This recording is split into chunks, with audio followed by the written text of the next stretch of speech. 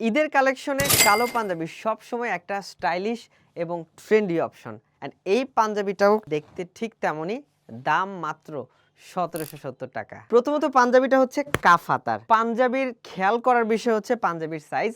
সব ধরনের size smart panjabi সব রেখেছে।